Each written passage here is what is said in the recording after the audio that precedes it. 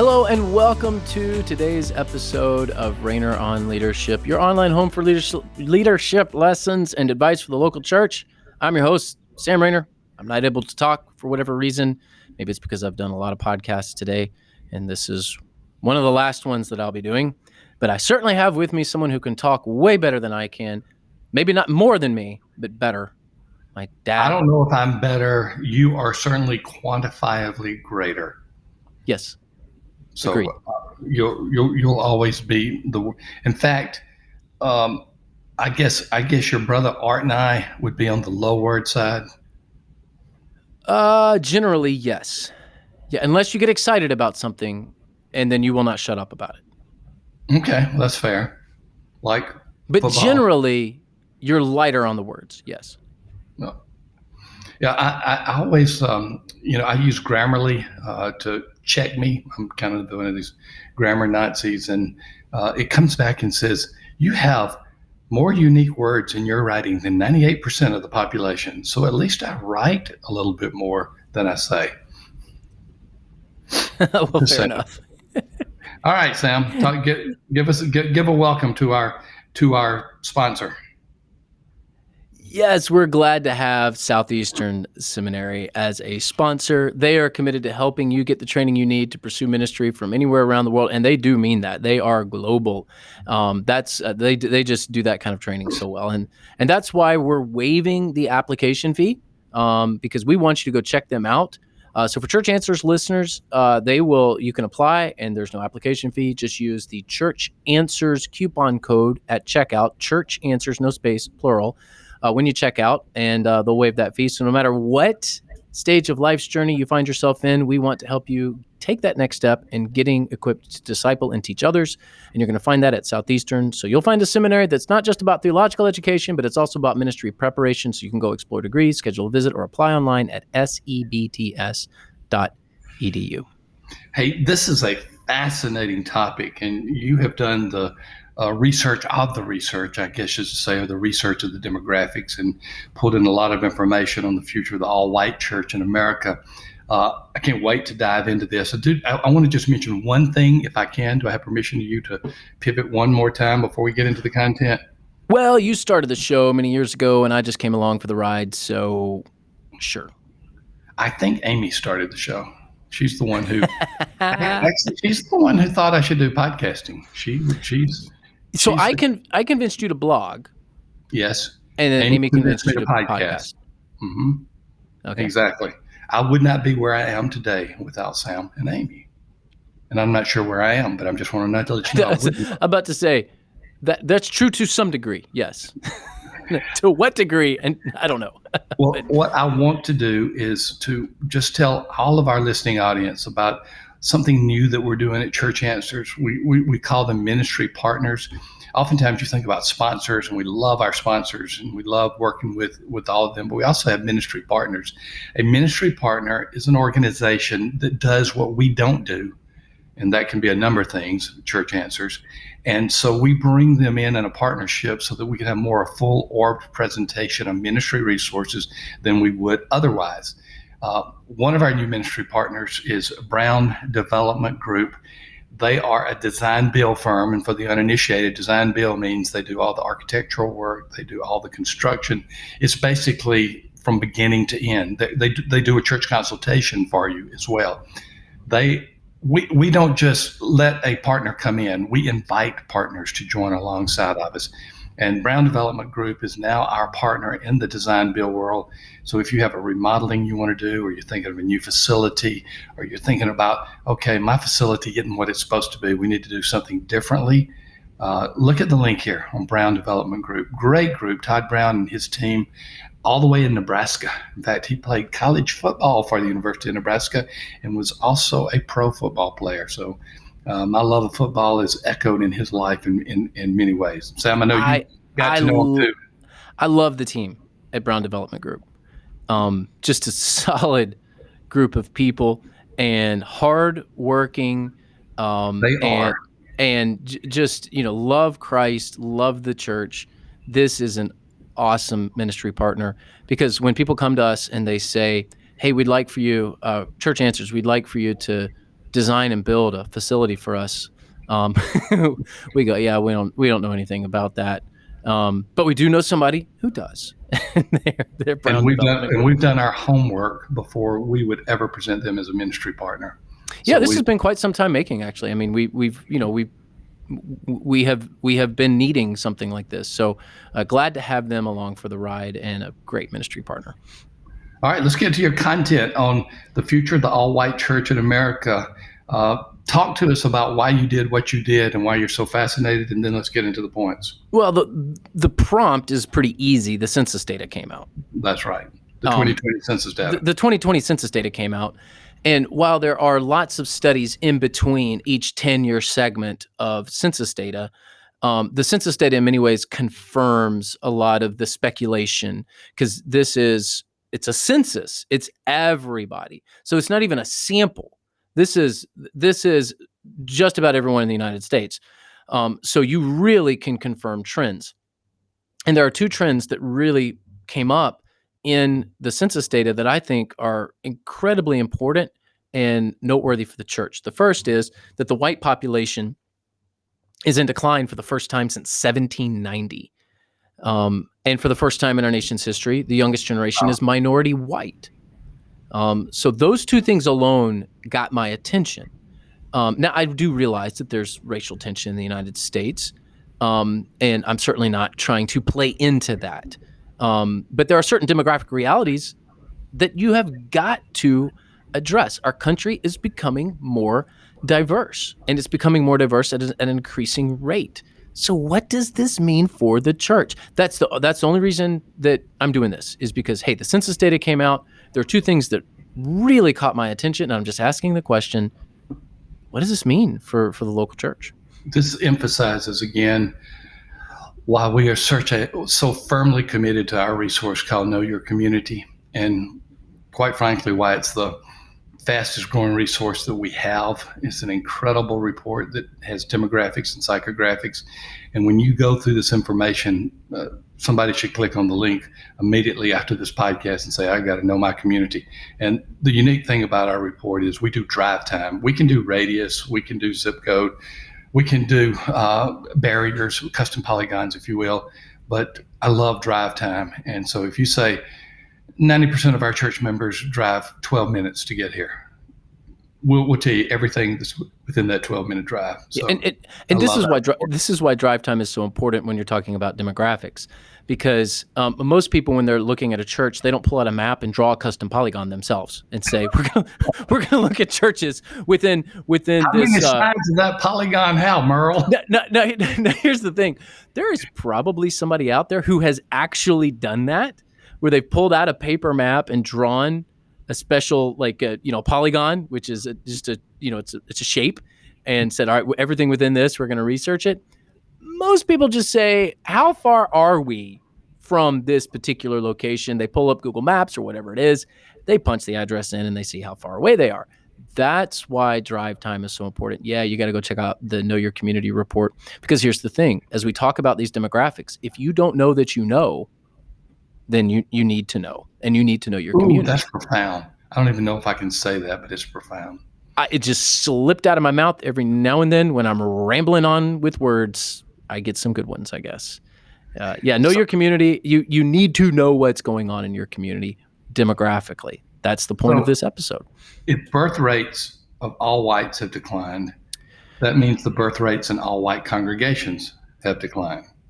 Yes. So why? All right. So, wow, the white population is in decline for the first time since 1790. The youngest generation, my kids, minority white, and by the way, I have a black son. So even my own family is multi-ethnic. So we're kind of part of this. The reason is that birth rates are on the decline, particularly among the white population, and birth rates in all white churches has slowed, which means that all white churches demographically are going to get older. That's just science. That's just facts. You can't argue with the facts. The way that your church is going to get younger in the next 10, 20, 30 years is by growing in diversity. You can think whatever you want to about that, whether you like it or not. It's just a fact. And when the birth rate's slow in one part of the population, that means that that part of the population is going to get older with time because there's not enough babies to replace those who are, getting older. I've gone through the Church Answers questions, not all of them because there are thousands of them. What a great repository, Church Answers Central. If you just want to know the current state of the church, it's absolutely incredible. But every now and then I'll go and give it at least a good look over historically. And I'll do something like, what are the top 10 questions being asked? What are the top 15 categories being asked? One of these is being asked more frequently, and we probably know why. It is, how can my church get younger? Is what we're hearing. Get more diverse. We got Gen Z, the most diverse generation, and they're going to gravitate toward churches that look like they're schools that are diverse as well. Schools. So that's how you get younger. So where are my kids going to want to go? They go to a school that is diverse. We have a diverse family, at least a multi-ethnic family, and my two sons are brothers. One's white, one's black. They share a room. Well, they're going to gravitate towards communities that look like them. And so what you're going to see in the church is that same gravitation. And again, that's not a qualitative statement on whether this is right, wrong, good, or bad. Personally, I think it's good, but this is just reality. The whole point of this episode is to just share facts with you so that you know how to anticipate changes in your own community. A lot of the megachurches, not all of the megachurches, and we define megachurches, average worship attendance of 2,000 or up, and that's all inclusive, kids, adults, everybody on campus, 2,000 up, average attendance. All white megachurches, especially where they've had the large campuses in the predominantly white suburban areas, they're headed for some pretty steep declines because of the demographics. Correct. So the suburbs are getting more diverse as well. And if your strategy, and let's just be real, this doesn't apply to every large suburban church, of course, but for many, they grew because of white flight. Churches moved out into the suburbs where all the white people were moving, and they grew with the growth of the suburbs. And that was a very powerful reality in the 70s and 80s and maybe into the early 90s. I lived through it. And the thing is if you doubt that, just read the literature at the time. Go back and do a literature review of all the church growth books at the time. And many of them will say that relocate to a growing part of the community and the implication. And some of them will just outright say what the white people are. So this was a strategy at the time. Here's the issue.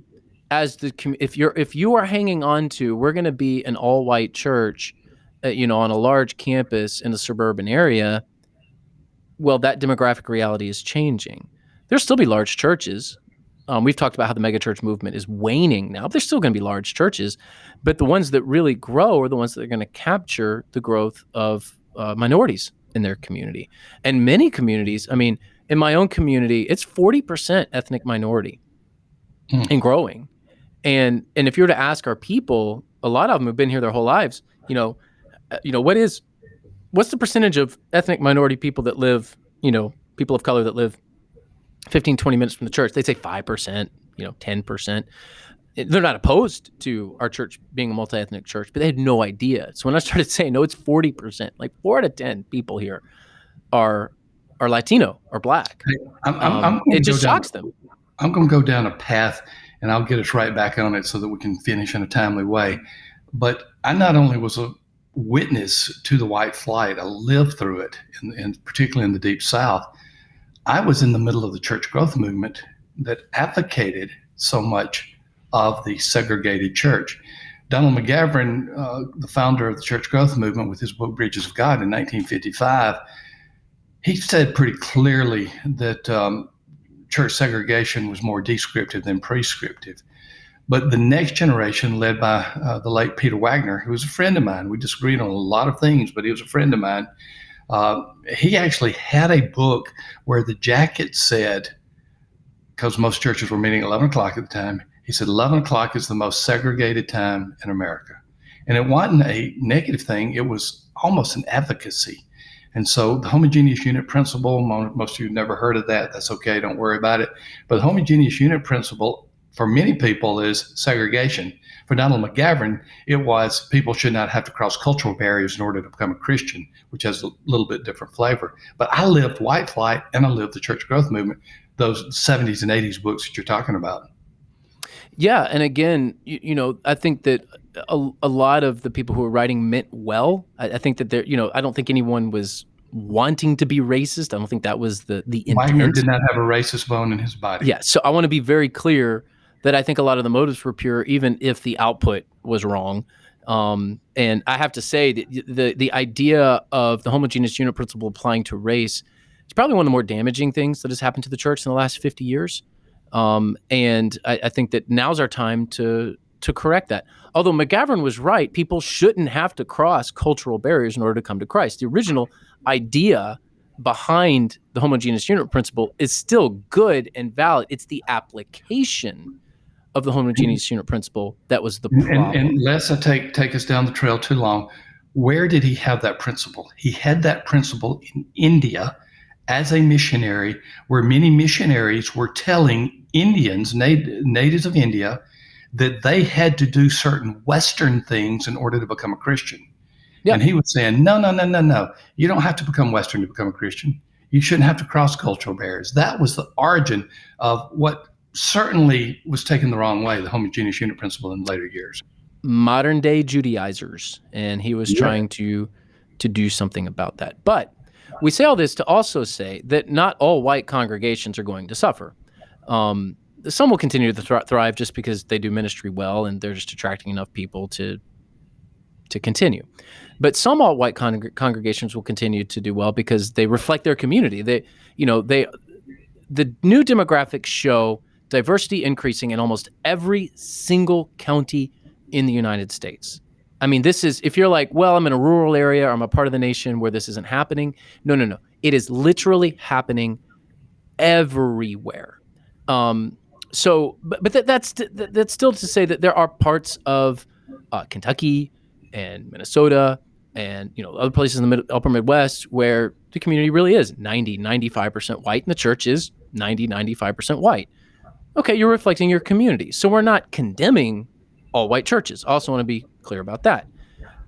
So if you are reflecting your community, then good for you. You're doing what you should be doing. To place the burden of being multi-ethnic on a church that's in a community that is predominantly Black, predominantly Latino, or predominantly white is not a good burden to place on them. So healthy multi-ethnic churches, many of them will begin to grow gradually. It doesn't have to be exponential growth, but the more they reflect the community, the more they equip, train, and hire people of color, the more that they will begin to see that steady growth.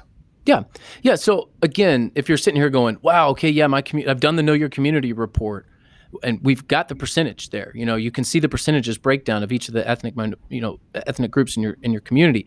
And you're like, my goodness, there's more than I thought. And, I've got a long way to go. Well, okay, that's a good starting point. This can happen gradually. It does not have to happen overnight. You're not in crisis mode because you're an all white church or an all Black church or an all Latino church. I mean, that's not the case. Let's do this in a gradual way. And oh, by the way, the ones that do grow most healthy, it's probably not going to be exponential growth. It's probably going to be linear growth. It's going to just occur, a little bit at a time over time, as one generation passes, unfortunately, and another generation comes on. One great way to do this is just to start in your preschool ministry, just to start there. And just say, hey, we're going to really work hard to draw in families of color that have children, and we'll go about it. That's what we've done at West Bradenton, is to start with the children's ministry and the student ministry. And one of the ways that we did that, of course, is to hire people of color. We've done that as well to help us accomplish the goal of reaching our community and reflecting our community. As we wrap this up, let's quickly just talk about this last point. Geography is going to matter less in the future than in the past because diversity that was an urban reality is now everywhere. Yeah, that's, and that's a good summary of the 2020 census. Yeah, I think so.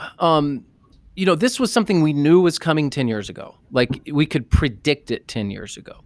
We're seeing the reality of it now in 2020. By the time you get to 2030, this is going to be something that's just like filtered into every community. So maybe your community, you're seeing the beginnings of it because you're in a county that typically hasn't been as diverse as, say, urban areas like Miami, LA, New York. But over the next 10 years, this is really going to become something that happens everywhere. And that means now is the time to begin, because demographic changes, unless you have just a large group of immigrants that come in for whatever reason, it happens gradually. It happens, every year. You just see a little tick up. And over the next 10 years, it's certainly going to increase. And it's not a matter of geography. It's urban and rural now. We do recommend that you go in and get that Know Your Community report. It's so critical. If you haven't gotten one in a year, get another one. Just look at the update. And Sam, as we go, no matter what ethnic reality you are in, knowing the Bible is always going to be paramount. And I love our sponsor, Walk Through the Bible. And they're sponsoring a few of our episodes this month. And you gave a great summary of it last time. Will you do so this time? Yeah. What I like about Walk Through the Bible is this is a good way to pull everyone together. All ages, all groups, all backgrounds. So as we've talked about, what can I do? Well, have one of the Walk Through the Bible events. For 45 years, they've been doing their thing. They've been helping people overcome obstacles to knowing and living God's word. They've got some innovative, and by innovative, we mean memorable and innovative. They do some good stuff. They've got live events, high quality Bible resources. So they inspire passion to read God's word. They've been doing this in over 130 countries, so they know what they're doing. Unbelievable. 130 countries. And so if you're like, are they legit? They are legit. They've got these 2 live events, Old Testament Live, New Testament Live. You can go check them out at their website, walkthrough.org, walkthru.org/Bible experience, if you want to go to the direct link. And in just 2.5 hours, a trained, certified Walk Through the Bible instructor will lead your church in a fun and unforgettable Bible experience that teaches all the major events, people, and chronology of the Old Testament and New Testament. And then after the event, 75%, they've done their study, 75% of participants commit to reading to the Bible on a regular basis. So millions of people have experienced this. You need to experience it as well. They've got a special offer for you. Walk through, walkthru.org/Bible experience. And if you want to get your people in the Word, and you should want to get your people in the Word, this is one of the best entrees I've ever seen. Check them out. Highly recommend it. Thanks again for joining us today here on Rainer on Leadership. Be sure to watch us on YouTube, subscribe on iTunes, listen on Google Podcasts, Spotify, or your favorite podcasting app, and join us online at churchanswers.com, where we are growing healthy churches together.